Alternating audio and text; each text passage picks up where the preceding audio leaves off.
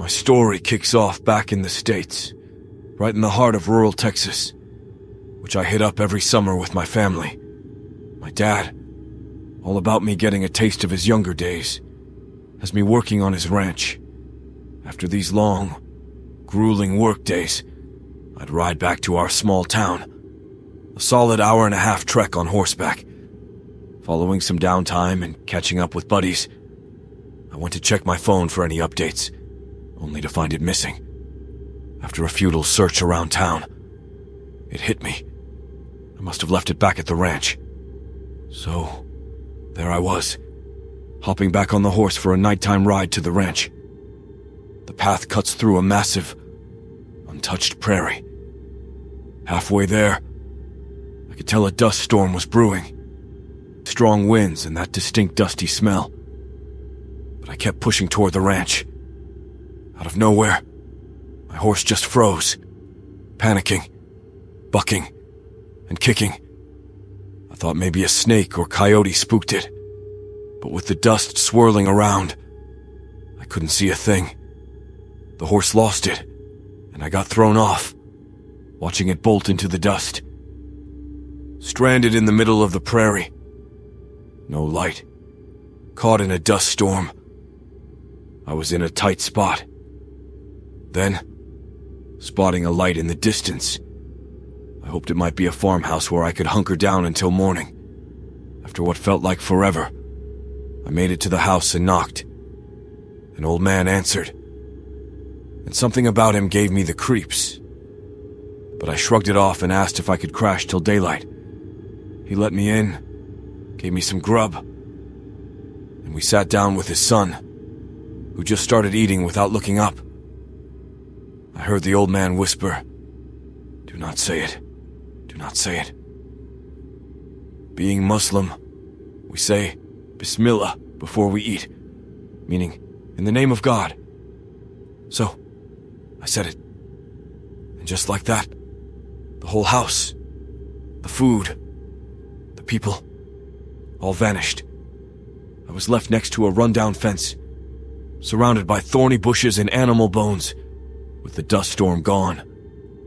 Scared out of my mind, I booked it back to the ranch, somehow not feeling the miles, and found my horse there.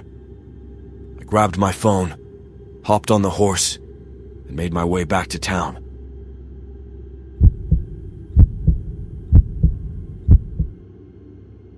I've run into my fair share of supernatural stuff, but there's one story I always circle back to from my days working at a grocery store. I'm from this tiny village in Russia, where your options for groceries were pretty limited. Outside of this overpriced market on the edge of town, you had Ivanov's, this family-run store. The Ivanovs were pretty well known around town, but depending on who you asked, opinions on them ranged from tight-fisted to downright creepy. From my perspective, and the other guys working stock, Ivanovs always had this eerie vibe. There were a bunch of things that added to that feeling, like the towering ceilings in the back rooms, the floors that creaked like crazy upstairs, and this door hidden behind some old crates that seemed to lead under the store. The head of the Ivanov clan, Victor, was this imposing figure. Too old to really run the show, but too stubborn to let his son Dmitri, who was always sporting a wig, take over. So, Victor would spend his days roaming the aisles, giving us stock boys grief whenever he got the chance. He'd nag about us clocking in a minute early, hanging around the clock waiting for our shifts to end, or any time we took a breather. I used to crack jokes that Victor was some kind of vampire. He just wouldn't kick the bucket. Plus, you never heard an announcement for lost kids over the intercom, which was kind of weird. One night, my vampire theory seemed almost legit. Victor showed up around 9 p.m. to do some paperwork upstairs. My buddy and I, done with our closing duties, were chilling in the stockroom at the bottom of the stairs. When 10 p.m. hit, and it was time to lock up, I figured I'd better let Victor know. Heading up the stairs, I realized it was completely dark. Not a single light was on upstairs. We'd been right at the stairs' bottom the whole time, and there was no way Victor had come down without us noticing. Even when Victor wasn't around, acting more ghost than man, weird stuff would happen upstairs. The water pipes would bang like someone was hitting them with a hammer. You could hear footsteps creaking across the floor, all while the offices were pitch black, and we were stationed by the stairs. One night, freaked out by the noises above, my buddy and I decided to walk the store for the rest of our shift.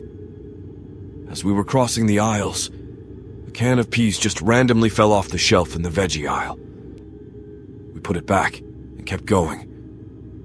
Then, a couple aisles down, another can drops. As I'm putting it back, a can about 15 feet away from us flies off the shelf. We left that one on the floor and spent the rest of our shift huddled by the cash registers. But the creepiest thing happened to this stock boy who ended up begging to get off the night shifts after something freaked him out in the break room. The break room's got these 2 tiny bathrooms, one for each gender. He was on his dinner break when he started hearing a baby crying from the women's bathroom. 5 minutes in, and he hadn't seen anyone go in there, especially not with a baby. He tried to ignore it, but after another 5 minutes, he got worried and knocked on the door. No answer, just more crying. Thinking something bad happened, he slowly opens the door, only to find the room completely empty and pitch black.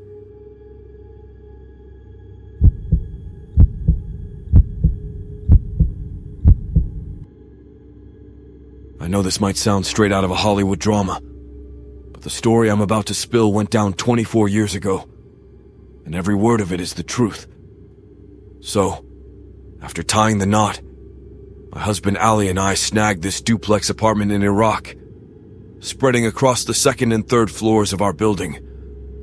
Down on the ground floor was where the management office and all the mailboxes hung out, a detail that'll matter more in a bit. The lady running our building was this older gal named Sajida. Let's just say she wasn't winning any awards for property management, spending most of her days puffing away on local smokes in her office, and not exactly being the welcoming type. Renting from Sajida was like dealing with a less helpful version of Juno from Beetlejuice. She wasn't thrilled about us having the duplex, accusing us of cooking up a story about my pregnancy just to get the lease, since she wasn't keen on renting to families with kids. Plus, she'd throw shade at Ali now and then because of his background, showing her true colors. After our kid was born, I settled into the stay-at-home mom gig, focusing on keeping our place in order and looking after the little one. It was tough without having a car or a mom squad nearby for backup. One afternoon, post-lunch, it was clear the baby needed a bath. Any parent who's fed a baby solid foods gets the picture. I got everything set up for bath time upstairs, with the baby secure in one of those suction cup bath seats, ready for some splash action. It's worth mentioning we were in the middle of winter, with no heat in the apartment, a constant battle with Sajida on top of other maintenance headaches like a dodgy ceiling fan and a garbage disposal hanging on by a thread. To keep the chill at bay, we had space heaters scattered around, including one in the bathroom to make sure it was cozy enough for the baby's bath, placed safely out of reach on the bathroom counter. Just as I was about to get the baby out of the tub, the space heater started doing this weird rocking thing, totally out of the blue. A wave of panic hit me, realizing there was no way to get both of us out safely in time. In a heartbeat, I scooped up the baby seat, yanking it out of the tub and onto the bathroom floor just as the heater hit the end of its cord, smacked into the shower door, bounced off the tub, and landed on its side on the floor, where it thankfully shut off on its own, thanks to its safety feature. Then, things got super weird. One corner of the bathroom started getting darker, like it was being swallowed by shadows. Made zero sense. No smoke. No change in lighting. No windows that could block out sunlight. And then, the air filled with the unmistakable stench of those local non-filter cigarettes. Kind Sajida was always smoking. The smell was so strong it made me cough and gag. But there was no smoke to be seen. It felt like someone was in the room with me, staring me down with pure loathing. Freaked out, I grabbed the baby in a towel, putting it downstairs. The fear was so intense. The thought of going back up there was a no-go. I wrapped the baby in the towel and a diaper to keep him warm, and we camped out on the lower level until Allie got home. I kept eyeing the bathroom upstairs, too scared to leave the baby alone downstairs even for a sec. When Allie asked why the baby was only in a towel and diaper, I spilled about the heater freak-out and the creepy smoke scene in the bathroom. He went up to check it out, figuring it was just another fixer-upper moment. Found nothing, no electrical issues, no outlet damage, and no smoke, no trace of that cigarette smell. He even tested the heater back on the counter, and it stayed put. Mixing any idea it could have just toppled over on its own. Ali was skeptical at first, but then, later that day, we got a shock. We heard Sajida's son going off near the mailboxes downstairs, yelling his head off. Turned out, Sajida had a massive heart attack in her office earlier that day and was found dead in her chair, still clutching one of her signature non-filter cigarettes.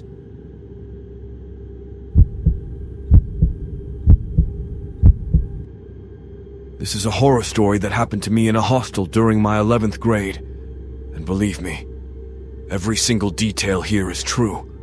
It's going to be a long story, but I need to get this off my chest. I was in the middle of packing up my things. My parents were in my hostel room, looking dejected. Their disappointment stemmed from the fact that I was leaving the hostel and my institute just 15 days after offline classes had begun. The room was silent, but inside, I was facing a storm that I couldn't share with anyone. So, what exactly happened?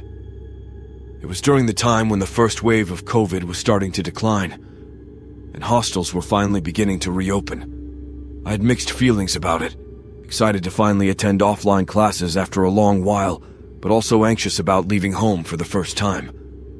As we were looking for a suitable hostel, my parents and I checked out several affiliated ones. The first one we saw was a no-go. It was cramped, lacked windows, and had shared bathrooms. So, I decided we should look at other options, and we eventually found one that seemed okay. Little did I know, this place would turn into a deep, dark abyss. It felt as if, when you looked into it, it stared right back at you. The first day was spent settling in, and it went by without incident.